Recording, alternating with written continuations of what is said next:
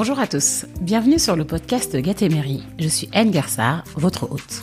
Ce podcast veut porter un autre regard sur le sens que l'on donne à la réussite. Parce qu'au fond, qu'est-ce que réussir ? À quel moment on peut se dire que l'on a réussi notre vie ? Chaque semaine, en l'occurrence le lundi, nous allons partir à la quête du sens de la réussite avec des invités aux horizons divers. Ils sont cadres supérieurs, entrepreneurs, sportifs ou encore artistes, mais ce qui les réunit, c'est qu'ils semblent avoir trouvé leur vocation. Pendant environ 1 heure, nous allons entrer dans leur univers pour découvrir l'envers du décor de leur parcours, notamment leurs questionnements, leurs doutes et leur processus de décision qui leur ont permis de redonner plus de sens à leur travail. Mon objectif est que vous tiriez le maximum d'enseignements de ces échanges pour vous en inspirer et ainsi vous rapprocher de votre propre réussite. Si ce podcast vous plaît, la meilleure façon de me donner un coup de main est de mettre une note 5 étoiles sur Apple Podcast, mais aussi d'en parler autour de vous. Que ce soit à vos amis, vos collègues, sur les réseaux sociaux, bref, vous êtes mes meilleurs ambassadeurs et ça me donnera un gros coup de boost. Pour cet nouvel épisode de Gatémerie, je reçois Donia Souad Amamra, cofondatrice de Meet My Mama, un modèle hybride qui allie un service traiteur pour les entreprises et une fondation qui donne le pouvoir aux mamas du monde entier de vivre de leur passion pour la cuisine. Donia grandit en banlieue parisienne et intègre Sciences Po Paris via le programme d'insertion de l'ESSEC, PQPM. Son appétence pour le social l'a destinée à la fonction publique, mais son séjour aux États-Unis va changer ses perspectives. Dès son retour, elle s'implique davantage dans les actions caritatives tout en poursuivant sa carrière dans le conseil où elle rencontre sa future associée Lubna. De fil en aiguille, elle parvient à se frayer un chemin dans la restauration en toute transparence avec son entreprise de l'époque qu'elle quitte pour se consacrer à temps plein à son projet Meet My Mama qui a connu un franc succès dès son lancement. Avec Donia, on a parlé de l'importance de ne pas se comparer aux autres dans son propre cheminement, de la nécessité d'avoir une discipline de vie pour vivre ses rêves, de mission de vie et de Paulo Coelho. J'ai passé un excellent moment avec Donia, qui m'a bluffé par sa maturité et sa détermination. Mais je ne vous en dis pas plus et vous laisse écouter ma conversation avec Donia Souad Amamra. Bonjour Donia. Bonjour Inga. Merci beaucoup d'avoir accepté l'invitation. Je suis vraiment ravie de t'accueillir sur Gatémerie. Avec plaisir. Merci encore pour l'invitation. Avec plaisir. Alors Donia, il y a une phrase que vous répétez souvent. Quand je dis vous, c'est toi et tes associés, Lubna et Youssef. 90% des chefs sont des hommes, mais souvent ce sont des femmes qui leur ont appris à cuisiner. Est-ce que tu peux me dire quelle est votre mission avec Meet My Mama ? Bien sûr. Déjà, Meet My Mama, c'est une entreprise qui existe maintenant depuis près de 3 ans. Et on l'a cofondée avec Lubna Xibi et Youssef Oudaman. Et en fait, nous, on est parti d'un constat. Comme tu l'as dit, c'est qu'on s'est rendu compte que dans la restauration, on avait 90% des chefs qui étaient des hommes, alors qu'au final, tous ces hommes ont été inspirés par, en général, leur mère, leur grand-mère, leur tante. Et en fait, nous 3, on a grandi avec des femmes qui nous ont élevés, qui nous ont éduqués, qui nous ont transmis des valeurs, des principes et surtout des bons petits plats. Donc toutes ces femmes, elles nous ont vraiment inspirés, elles nous ont transmis des valeurs, elles nous ont éduqués, elles nous ont transmis leurs bons plats, leurs recettes. Et nous, on a eu la chance de vivre avec ça, de grandir avec ça. Mais pour beaucoup de personnes, elles n'ont pas eu cette chance-là. Donc par exemple, on a Youssef qui, lui, avec ses amis, il ramenait à chaque fois les gâteaux, les plats que sa maman faisait. Et en fait, quand nous, on est, entre guillemets, sortis un peu de notre environnement, et quand on a commencé à aller dans les restaurants, on a commencé à chercher un peu, et comprendre un peu c'était quoi la cuisine du monde à Paris, on s'est rendu compte que c'était souvent et majoritairement des hommes qu'on trouvait en cuisine. Et nous, en fait, on comprenait pas, puisqu'on se disait, mais je comprends pas, nous... toutes les personnes qui ont cuisiné pour nous, c'était des femmes, c'était nos mères, nos grand-mères, nos tantes, mais on les voit pas, on les entend pas. Et souvent, tu vas dans des grands restaurants, c'est des hommes, mais par contre, quand tu vas dans les maisons, c'est souvent les femmes. Et même les grands chefs, on a vu pas mal de vidéos, on a parlé à des chefs qui nous ont dit que c'était leur mère, leur grand-mère qui les avait inspirés. Alors que quand on voit les stats dans les écoles de cuisine, c'est les femmes qui sont majoritaires en formation. Mais par contre, quand on en sort, tu vois le plafond de verre qui fait que malheureusement, on les retrouve pas en haut de la pyramide en tant que grand chef. Aujourd'hui, il y a très peu de chefs dans le guide Michelin, avec plusieurs étoiles. Et surtout, quand tu t'intéresses au profil des femmes qu'on va retrouver, tu vois généralement très peu de femmes originaires d'un autre pays. Et c'est aussi souvent flagrant, mais en France, quand on cuisine les cuisines du monde, notamment dans les restaurants d'entreprise, etc., les grands groupes de restauration, c'est souvent des Français, entre guillemets, sans origine, qui vont recuisiner des plats marocains, brésiliens, thaïlandais, etc. Alors, c'est une bonne transition pour ma question d'après. Quels sont les points communs entre toutes vos mamans? Juste pour revenir sur qui on a 2 structures distinctes. On a une première structure qui est une entreprise, qui est une plateforme traiteur et qui permet aux entreprises de voyager, entre guillemets. Et nous, on propose des prestations traiteurs type cocktail, petit déjeuner, déjeuner. Ça va de 10 personnes jusqu'à plus de 3000, 4000 personnes. On n'a pas vraiment de limite au final. Et on propose des voyages culinaires avec à la fois de la scénographie du monde pour vraiment immerger le client, la mama qui est là pour raconter son histoire, raconter un peu ses plats, des cuisines authentiques faites avec amour par les mamas.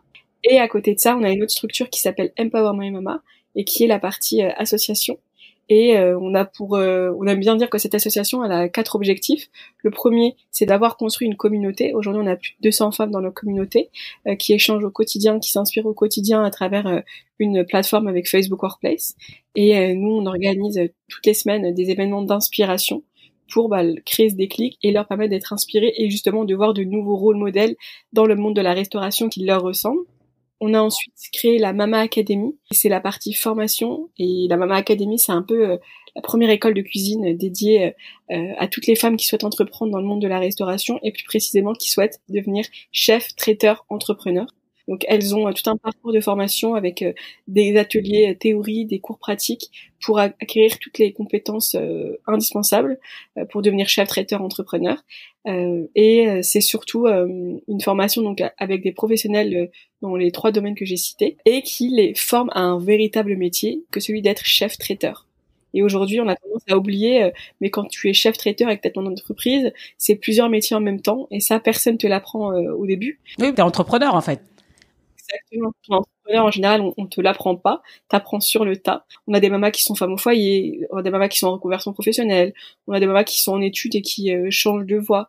Et aujourd'hui, beaucoup se lancent dans l'entrepreneuriat avec le statut auto-entrepreneur, sont un peu lâchées dans la nature et elles sont pas du tout structurées. Il y a personne en fait qui existe pour les accompagner et leur donner tous les outils pour se former et surtout apprendre à gérer au quotidien cette entreprise. La 3e activité d'Empower My Mama, c'est la partie accompagnement service. Donc en plus de les former, on les accompagne aussi. Donc on a tout un accompagnement socio-professionnel pour leur donner les outils indispensables pour gérer leur entreprise. Ça peut être, je cherche à avoir une assurance pro, comment je fais, une banque. Donc nous, on négocie des tarifs préférentiels avec des banques, avec des assureurs. La partie recherche de babysitter, garde d'enfants, puisque pour beaucoup, c'est aussi une problématique. Comment je fais pour garder mes enfants quand je dois aller en formation? Ah oui, mais du coup, en termes de répartition du temps entre la partie commerciale et caritative via la fondation, comment vous faites? Car j'ai l'impression qu'il y a énormément de choses à faire sur la partie fondation. Énormément de choses à faire et aujourd'hui, donc, on a 2 structures et donc 2 équipes. Une équipe sur la plateforme traiteur et une équipe sur la partie Empower My Mama. C'est beaucoup de travail, mais on a une équipe vraiment incroyable qui est vraiment motivée pour accompagner ces femmes et leur trouver du business, puisque comme je le disais, là j'ai cité les 3 étapes clés de Empower. La 4e, c'est de leur trouver des opportunités économiques afin de se lancer. Donc on les forme à un métier et ce métier, on les aide à enclencher en fait la machine. Super. Moi, je vous suis depuis vos débuts et j'avoue que je pensais que c'était destiné qu'aux mamans réfugiées. Mais je vois aujourd'hui que les profils sont complètement divers. Exactement. Alors en fait, aujourd'hui, la mission de Meet My Mama, c'est de révéler les talents culinaires des femmes qui viennent des 4 coins du monde et qui ont une passion commune pour la cuisine. On a à date dans la communauté et ensuite sur la plateforme des profils vraiment divers et variés. Ce sont toutes des femmes. Ce qui les rejoignent, c'est la passion pour la cuisine, l'envie d'en faire leur métier. Et aujourd'hui, on a des femmes au foyer, des femmes qui sont en reconversion professionnelle, des femmes qui ont fait des études dans la cuisine, des femmes qui n'ont pas du tout travaillé dans la cuisine, ni fait d'études dans la cuisine, mais qui aujourd'hui ont envie de se lancer. On a des femmes réfugiées, des femmes immigrées, première, deuxième, troisième génération, des femmes expatriées, des femmes françaises sans origine. On a travaillé avec des associations comme Singa, France Terre d'Asile, qui nous ont envoyé pas mal de mamas réfugiées. On a aussi beaucoup travaillé avec le Pôle emploi, qui est aujourd'hui l'un des principaux financeurs de la Mama Academy, et qui, lui, a la même problématique, puisqu'aujourd'hui, les mamas, pour eux, c'est entre guillemets les invisibles. Ils n'arrivent pas forcément à les capter, mais surtout à répondre à leurs besoins. Et donc, nous les renvoient pour que nous, on puisse étudier un peu mieux leur profil et les accompagner si elles ont envie de se former dans le monde du traiteur. Ouais. Vous avez été rentable au bout d'1 an, ce qui est quand même rare. Selon toi, qu'est-ce qui fait la force de Meet My Mama? C'est le pourquoi on le fait. On n'a jamais oublié le pourquoi on le faisait et on le rabâche à chaque fois. C'est ça qui nous motive, c'est ça qui nous permet de continuer à se tuer au travail pour permettre à toutes les mamas de pouvoir vivre de leur passion. Donc je pense que c'est vraiment avoir toujours en tête notre why et surtout, entre guillemets, étendre ce why, et pas seulement à nous, mais déjà à notre équipe, puisqu'on a une équipe incroyable qui nous permet aujourd'hui d'en être là et d'avoir fait tout ce qu'on a fait. Et le why, il se transmet aussi avec les entreprises. Par rapport à l'équipe, il me semble que Lubna et toi, vous avez déjà créé un concept et qu'après, Youssef vous a rejoint. C'est bien ça? Exactement. Ouais, alors nous, on avait Mama Cooking avec Lubna. Youssef avait Mama's Kitchen. Et en fait, il nous a trouvé un petit peu par hasard sur les réseaux sociaux.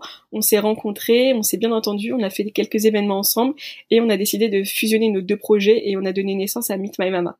Alors, tu me parles beaucoup de ton why, qui te semble hyper clair, mais j'aimerais bien revenir sur ton cheminement qui t'a mené à Meet My Mama. Est-ce que tu peux me dire de quoi tu rêvais quand tu étais petite? Est-ce que tu t'en souviens? Je crois que j'ai eu plusieurs phases. À un moment, je crois que je rêvais d'être hôtesse de l'air, parce que j'adorais les avions. Et après, je pense que je n'ai jamais vraiment eu de passion et je me suis jamais dit je rêve de faire ça. Je sais qu'à un moment, je regardais beaucoup de séries américaines, donc je m'étais dit que je voulais devenir une businesswoman. Ouais, classique. Moi, j'imaginais juste la fille à New York, busy avec son café Starbucks à la main. Enfin, c'était un peu ça l'image que j'avais d'eux. J'adore. Mais je savais pas vraiment ce que je voulais faire. Mais au fond, moi, je savais que je voulais être utile, car je me suis toujours dit que j'avais une mission sur Terre. J'aime bien un peu le côté spirituel, et ce côté spirituel m'a toujours dit ouais, que j'avais une mission sur Terre, que j'étais née pour faire quelque chose, et pas seulement pour penser à moi et à mes proches. Mais je ne savais pas encore comment j'allais faire. Ok, super. Tu as intégré un programme de l'ESSEC quand tu étais au lycée. Exactement, le programme qui s'appelle PQPM, une grande école pourquoi pas moi. Et c'est vraiment ce programme qui a changé entre guillemets ma vie et qui a surtout changé les perspectives que j'avais de l'avenir. Et tu peux m'expliquer comment ça a changé ta vision? Ouais, à la base, moi, je m'étais dit que j'allais aller à la fac. Quand même ambitieux dans le sens où je sais que je voulais faire des études. Après, je m'étais dit que je vais aller à la fac, mais je savais pas trop ce que ça voulait dire.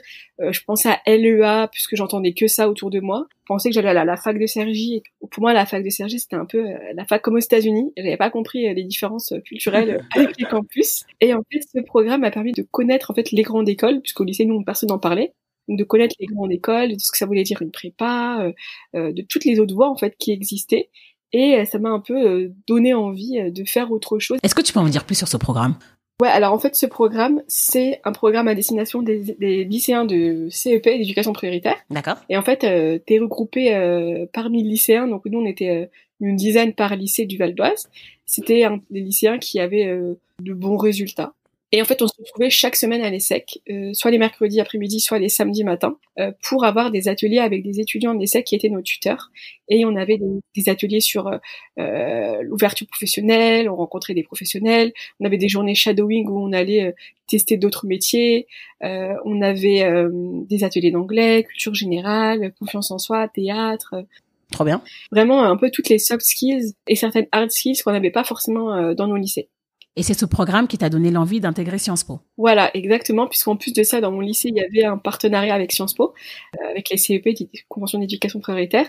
Je me suis dit, bah, pourquoi pas, c'est une école en 5 ans, tu peux partir à l'étranger, t'as encore le temps de choisir, car encore une fois, je savais pas du tout quoi faire et j'avais peur de choisir une voie spécifique et de la regretter.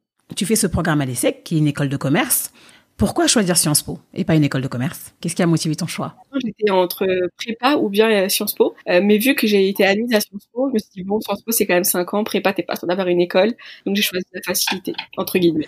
Ouais, vraiment entre guillemets. Et quand tu es arrivée en école, tu savais à peu près ce que tu voulais faire? Déjà, quelles ont été tes premières impressions quand t'es arrivée? Car je suppose ça a dû changer, non? Ouais, ça change, c'est pas du tout la même chose. Après, moi j'étais partie dans l'optique de me dire j'avais mes cours, j'allais travailler, que j'allais pas me comparer aux autres. Direct en fait je m'étais dit ça, donc j'ai plutôt pas mal vécu la première année puisque je me comparais pas, en fait je me concentrais juste sur ce que je devais faire, erreur que beaucoup font, mais en même temps c'est un peu la société qui indirectement t'impose le fait de te comparer aux autres. Bien sûr. Il faut juste réussir à se dire que en fait ça sert à rien, au contraire. Et ensuite non, j'avais pas trop d'idées. Je m'étais dit pourquoi pas les relations internationales, parce que j'aimais bien l'actualité internationale. Je trouvais ça intéressant de comprendre un peu le monde d'aujourd'hui et comment faire. Justement, moi je m'étais dit que s'il fallait changer le monde, fallait aller dans les plus hautes instances. Donc j'avais choisi des cours assez généraux en première, deuxième année, spécialisation en histoire parce que j'aimais bien l'histoire et que c'était en lien avec l'actualité. Troisième année, je suis allée à l'étranger. Oui, tu es partie aux États-Unis. Ouais, exactement. Raconte-moi tout. Je suis allée aux États-Unis, donc dans le Missouri, Et là, pour le coup, j'ai vraiment eu le campus à l'américaine. Le vrai. Le vrai. Le vrai. Et là-bas, j'ai vraiment pris des cours que j'avais pas du tout à Paris. Genre des cours de musique, des cours sur l'histoire afro-américaine, des cours de film studies, sur le genre, et un cours qui s'appelait Community Engagement. Et dans le cadre de ce cours, on devait s'engager et être bénévole. Donc j'avais toujours voulu être bénévole, mais à Paris, ça se résumait à être bénévole pour une association qui organisait des événements avec des gens connus. Et moi, j'avais du mal à trouver l'impact. En fait, je me dis mais c'est intéressant, mais je vois pas en quoi c'est du bénévolat, en fait, en quoi t'aides les gens. Que là-bas aux États-Unis, c'était vraiment le vrai bénévolat, quoi. J'étais dans un refuge pour femmes victimes de violences, donc j'étais avec les femmes et leurs enfants. Ensuite, j'ai fait un voyage humanitaire de 10 jours à la Nouvelle-Orléans. Là, j'ai pu découvrir déjà l'Amérique profonde, encore plus que dans le Missouri, et surtout aider des assos locales. Donc on a aidé une association qui travaillait pour les sans-abri, on a aidé une femme qui avait une food pantry, et en gros tous les jours elle faisait un peu comme les Restos du Cœur. On a aidé un révérend qui reconstruisait son église. C'était vraiment des choses que j'avais jamais vues avant, et des actions concrètes qui m'ont vraiment donné l'envie de m'engager. Et quand je suis revenue à Paris, justement on devait choisir des masters, et j'ai choisi le master Affaires publiques, car c'était un peu pour moi le master entre guillemets général et classique pour aider, d'aller servir l'intérêt général. Donc j'ai fait ça pendant 3 ans, donc première année master, deuxième année de césure, où là j'ai fait des stages et j'ai continué à faire du bénévolat. C'est d'ailleurs pendant un des stages chez PwC. Donc le premier stage j'avais fait dans une administration publique, le deuxième stage dans le privé, car dans le public je n'arrivais pas forcément à avoir l'impact que j'allais avoir direct, et surtout t'es très mal payé dans le public, donc j'avais besoin un peu d'argent. Ouais. Et aussi, je m'étais dit qu'en vrai, si tu voulais avoir de l'impact, il fallait avoir de l'argent. Donc, je suis partie dans le privé. Et c'est là où j'ai rencontré Lubna et où on a eu l'idée de Mama's Cooking. Et ensuite, un apprentissage en deuxième année en continuant mon master 2 à la SNCF. Et ensuite, je savais que je voulais entreprendre. Donc, on avait commencé Mama's Cooking, mais on n'avait pas forcément tous les moyens les moyens financiers. Et moi, je m'étais dit qu'il fallait quand même que je travaille un peu pour avoir un peu d'expérience et pouvoir cotiser au chômage. Donc c'est ce que j'ai fait, j'ai travaillé 1 an et demi en conseil dans un cabinet qui s'appelle Tenzing. J'avais quand même choisi ce cabinet parce qu'il avait des valeurs similaires aux miennes et il avait une approche différente du conseil, des cabinets de conseil traditionnels. Et en fait, quelques jours après avoir commencé, on reçoit un mail d'un certain Youssef qui nous dit qu'il a un projet similaire au nôtre et qu'il a lui aussi envie de permettre à des femmes, à des milliers de femmes de vivre de leur passion. Et c'est comme ça que commence l'histoire Meet My Mama. Et après 1 an, j'ai démissionné. Super. Quand tu travaillais dans le conseil, tu as toujours été très active. Tu donnais des cours, tu étais hyper impliquée dans des associations. Pourquoi tu avais besoin de faire ça ? Parce qu'au début, je me disais que j'allais avoir un job classique, entre guillemets, où j'allais gagner de l'argent, et qu'à côté, vu que j'allais pas pouvoir avoir de l'impact dans l'entreprise, j'allais aider. Et encore une fois, comme je te le disais, je me suis toujours dit, et j'espère que si j'ai des enfants, je leur transmettrai cette valeur aussi. On est né en France, on a de la chance, entre guillemets, on a tout ce qu'on veut. Alors certes, on a des problèmes, mais bon, comme tout le monde, mais comparé à des personnes qui vivent dans des pays défavorisés, c'est rien du tout. Et qu'en fait, cette chance-là nous avait donné une mission. Et cette mission, c'était d'aider le plus grand nombre de personnes, à notre échelle bien évidemment, mais c'est d'être utile et d'aider et de toujours s'engager, que ce soit un soir dans la semaine ou le week-end.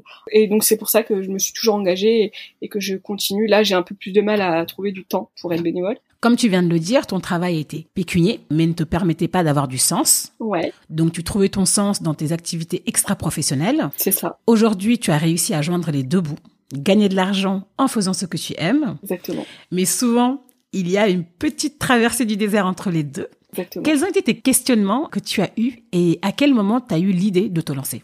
Donc, l'idée, elle est venue déjà quand j'étais en stage, donc j'avais quand même plus de temps que quand je travaillais. Et l'idée, elle est venue en fait de me dire que, et c'est en discutant avec Lubna, c'est que en fait on s'est rendu compte que ça allait pas forcément être dans les grandes entreprises qu'on allait avoir de l'impact, qu'on allait réaliser notre mission. Et en fait, quand tu cherches, et moi j'ai longtemps cherché, ça a peut-être commencé ça quand j'ai commencé à chercher mon apprentissage. Donc juste après, pendant mon deuxième stage, je devais chercher mon apprentissage et je cherchais qu'est-ce que j'allais bien faire, qu'est-ce que j'allais bien apprendre, et j'ai galéré. Je n'arrivais pas du tout à trouver ce que j'allais faire.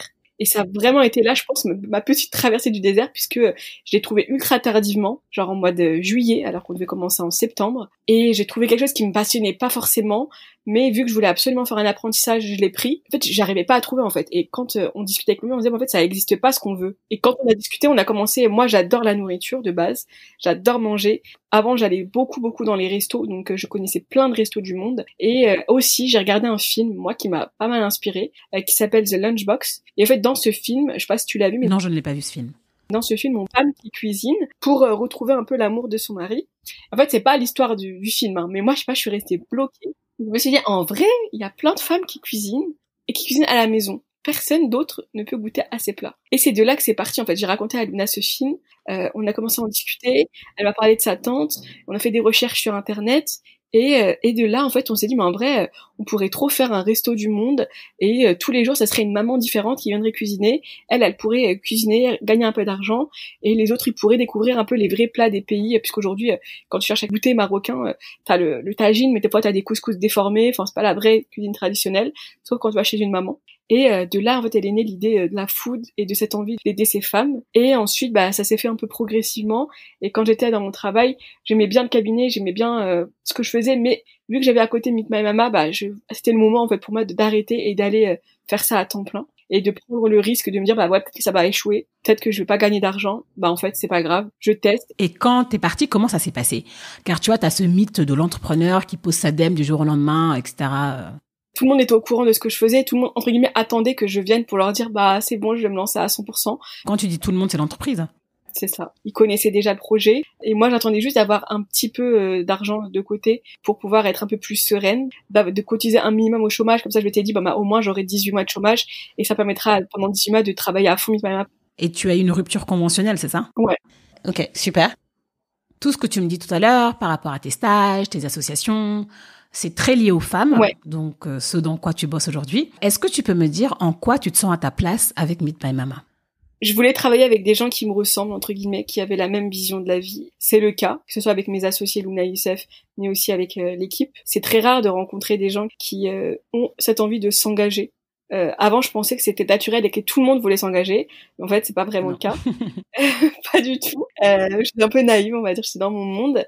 Et rencontrer que des gens qui ont envie de s'engager, qui ont au fond d'eux cette envie de changer le monde, déjà ça, c'est unique et tu le retrouves nulle part ailleurs.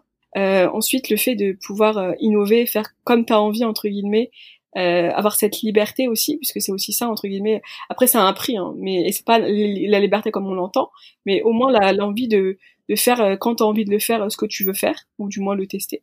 Et ensuite, avoir tous les jours des journées un peu différentes. Le même jour n'existe pas. Moi, je suis quelqu'un qui me lasse très vite. Et donc là, avec Meet My Mama, j'ai pas du tout le temps de me lasser, puisqu'on a tout le temps des sollicitations, des choses qui arrivent, des nouvelles mamas, de nouvelles discussions, de nouvelles recettes. Donc en fait, t'as jamais les mêmes journées. Et le fait de pouvoir avoir, en une journée, plein d'émotions différentes, ce que tu retrouves pas forcément. Ça dépend de ton job, hein, mais en tout cas, plus de mal à retrouver. Et le fait de me dire que j'arrive, entre guillemets, à apporter ma petite pierre, j'espère, à l'édifice et à changer le monde, entre guillemets, ça me motive au quotidien et ça me fait tenir et me dire, après, encore une fois, dans la vie d'un entrepreneur, t'as des bons comme des mauvais moments, c'est normal, c'est la vie. Mais qu'au final, tout ce qu'on fait, te fait dire, mais en fait, c'est un truc de ouf, tout ce qu'on fait là, donc... Et tu sais pourquoi tu le fais surtout. Ouais, et je sais pourquoi je le fais. Alors, tu as l'air très au clair sur ton why et celui de ta boîte. Et je trouve que c'est une tâche très ardue de trouver son why, de trouver sa mission de vie. Je trouve que c'est hyper difficile. Est-ce que tu peux me dire comment tu as trouvé ton why et qu'est-ce qui t'a aidé à le trouver? Alors, je sais pas comment je l'ai trouvé, c'est progressif. Après, moi, j'ai toujours été quelqu'un de très curieuse. Donc j'ai toujours fait plein de recherches, vu que je savais pas ce que je voulais faire justement. J'ai toujours fait plein de recherches sur les gens. J'aime bien savoir ce qu'ils font exactement. Quand je sais pas quel métier existe dans quel domaine, je vais taper des mots clés et je vais aller sur LinkedIn. Donc j'ai fait plein de recherches, on va dire en amont, sur tout ce qui pouvait exister. Et après sur ma mission plus personnelle, j'essaie de me poser des questions sur moi-même en fait. Et après c'est peut-être lié aussi à la spiritualité. Moi j'aime bien le côté un peu spirituel de la vie. Et je suis revenue un peu sur tout ce que j'avais déjà en fait. Bon, déjà revenir sur ce que t'as déjà. Revenir à soi. Ouais, revenir à soi sur ce que t'as déjà. Et me dire en fait, avec ce que t'as, qu'est-ce que tu peux faire et pourquoi toi t'as eu ça et d'autres ne l'ont pas eu. Donc pourquoi t'as eu ça à ton avis? Donc je me suis posé des questions sur moi-même, à moi-même. Et j'en suis arrivée à me dire qu'en fait, il y avait quelque chose, quelqu'un qui m'a donné tout ça et qui aujourd'hui me demande, entre guillemets, de le redonner.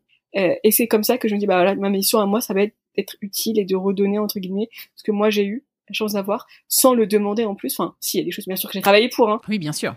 Mais je veux dire, il y a quand même plein de circonstances qui ont fait que on a eu ce qu'on a eu sans le demander. En fait, ce dont tu parles, c'est la notion de chance. On en parle dans le premier épisode du podcast, où Philippe Gabillier, qui est professeur à l'ESCP, mais aussi conférencier, dit que la chance, on l'a quand on est prêt à la saisir. Peut-être que toi aussi, tu étais dans une posture où tu étais prête à saisir cette chance aussi.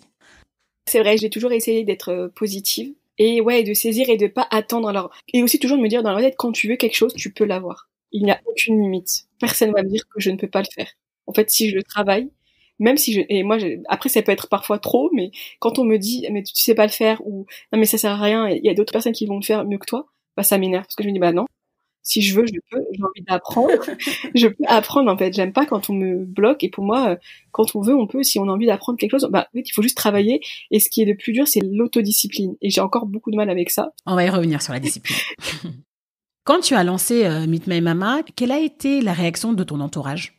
Alors, d'un point de vue amis, ils ont été tous contents. De base, je parlais toujours de nourriture, donc ils savaient tous que j'allais faire quelque chose dans la nourriture, donc ça les a pas étonnés et ils m'ont tous dit mais vas-y, c'est le moment. De toute façon, t'as quel âge? J'avais 23 ans à l'époque.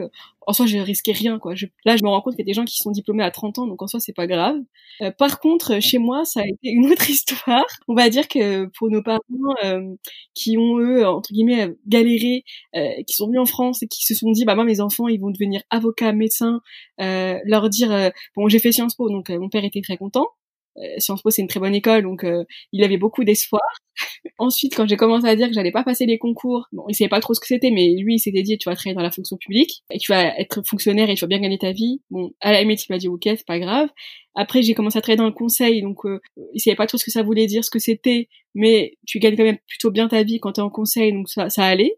Par contre, quand tu leur dis, bah ouais, je veux manger dans l'entrepreneuriat, dans la cuisine, alors là, c'est le monde qui s'écroule. Mon père est jamais venu à un seul événement. Une fois, pour mon anniversaire, Luna avait organisé, elle nous avait organisé pour moi et Youssef une fête et il y avait les mamas et tout. Donc c'est là où mon père a découvert les mamas. Il les a trouvées cool et tout, mais il s'est quand même dit, en fait, je comprends pas, et il me le dit encore aujourd'hui après 3 ans, t'as fait des études à Sciences Po et je comprends pas pourquoi t'es dans la cuisine. Parce qu'en fait, lui, il est juste bloqué à la cuisine au début. Il me disait, en fait, tu vends du couscous, c'est ça ce que tu fais? Maintenant, ça va un peu mieux, il comprend un peu plus, mais au début, c'est quand même extrêmement compliqué. Le domaine, la cuisine, quand t'as fait Sciences Po, l'entrepreneuriat, tu gagnes pas d'argent au début, t'es au chômage. Donc déjà, la notion de chômage, ça a été ultra compliqué et ultra difficile pour eux d'encaisser. Parce qu'ils se disent, en fait, elles sont comme nous. Enfin, je comprends pas, mes enfants, je les ai ramenés en France pour qu'ils aient un bon statut, entre guillemets. Après, c'est juste des différences culturelles, mais pour eux, avoir un bon statut, c'est avoir un métier, un vrai métier avec un nom que tout le monde connaît. Même être consultant, limite, ils savent pas ce que ça veut dire. Donc, c'est pas un métier que tout le monde connaît. Mais alors, dans la restauration et dans l'entrepreneuriat, ouais, ça a été très difficile à encaisser. Et ça a été compliqué parce qu'au final, on va dire que c'était pas là où t'as le plus de soutien parce que ils savent pas et ils ont peur, en fait. Eux, c'est surtout de la peur. Ils projettent leur peur sur toi, ce qui n'est pas méchant. Exactement.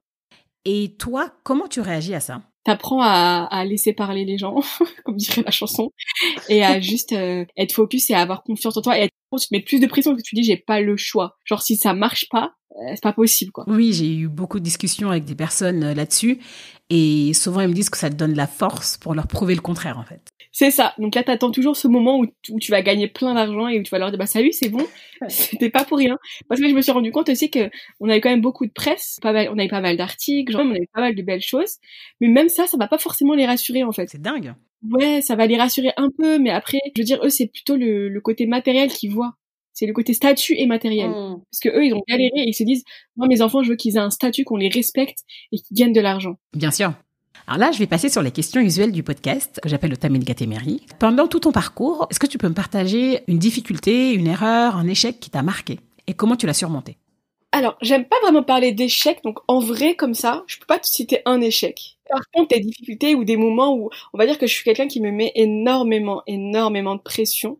Donc, il y a plein de petites choses en une semaine qui vont me faire dire, oh là là, pourquoi t'as fait ça, t'es nul, etc. Mais je vais tout de suite revenir et me dire, non mais bon, c'est pas grave, tu t'es trompé, bah c'est pas grave, demain tu vas t'améliorer et ça va aller mieux et tu vas pas reproduire. Donc au final, c'est plein de petites difficultés que je vais avoir. Par exemple, j'ai pas osé demander ça, j'ai pas réussi à m'imposer à ce moment, j'ai pas répondu à ça, j'ai juste raté, je me suis trompée, j'ai mal fait les choses.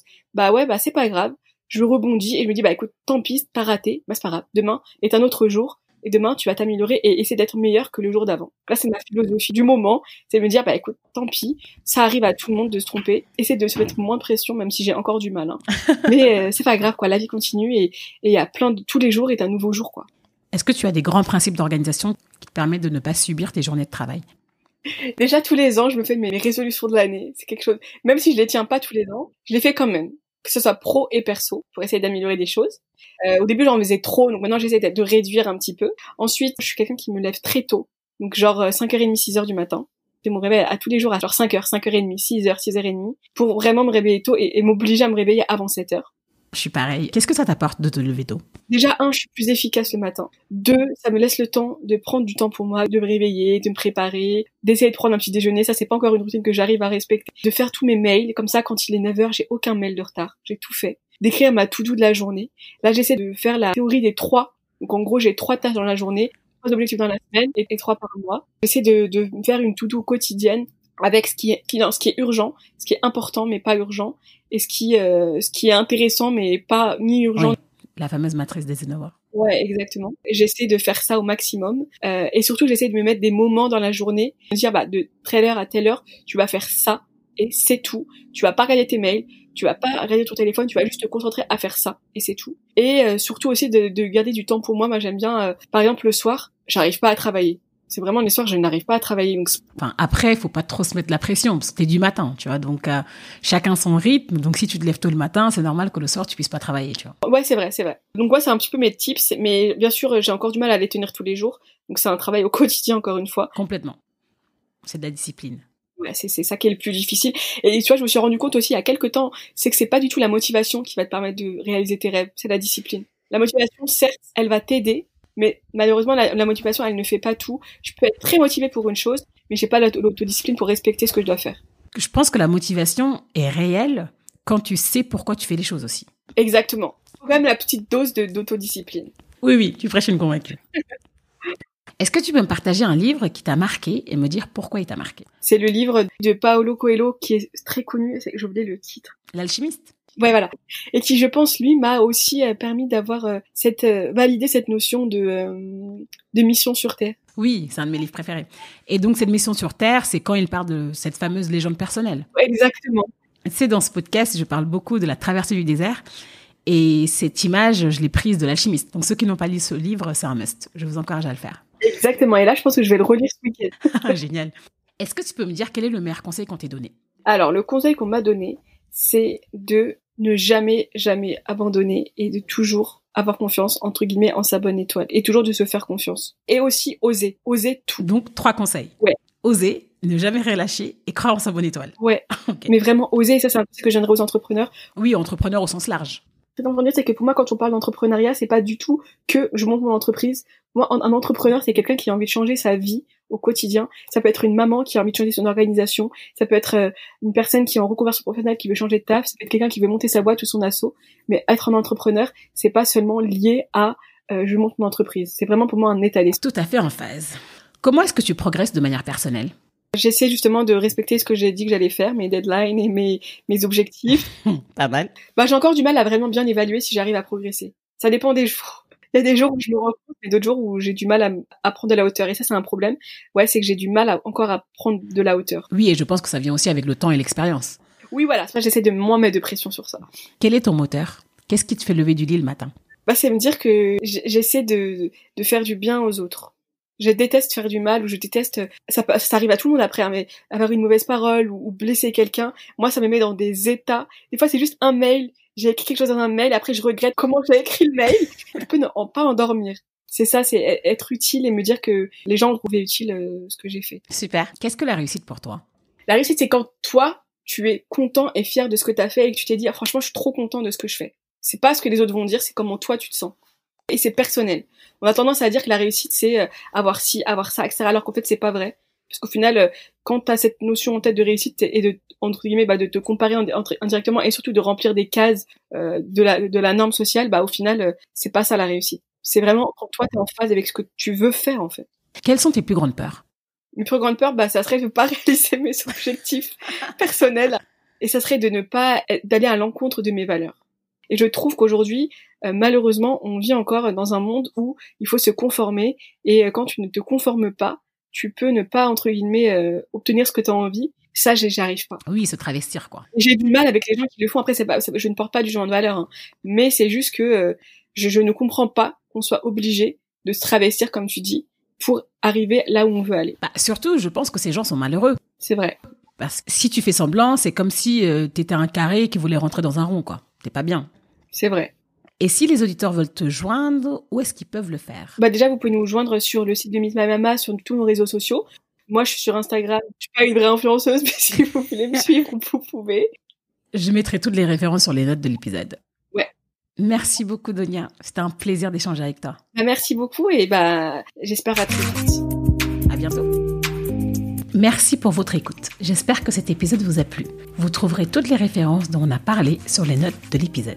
Si vous voulez continuer à nourrir votre curiosité, en plus de ce rendez-vous hebdomadaire, je vous invite à nous suivre sur les réseaux sociaux, Instagram, LinkedIn, Facebook, sous le pseudo @gatemery, mais aussi à vous inscrire à la newsletter via le site www.gatemery.com pour recevoir du contenu divers toutes les semaines. Dernière chose, super importante pour moi, c'est de m'aider à faire connaître ce podcast en mettant une note 5 étoiles sur Apple Podcast. Et si vous n'avez pas Apple, pas de souci, partagez le podcast à 2-3 amis. Peut-être que ça pourrait les aider et vous me soutiendrez par la même occasion. N'oubliez pas de vous abonner à votre plateforme d'écoute préférée pour ne pas rater les prochains épisodes. Portez-vous bien et je vous dis à la semaine prochaine.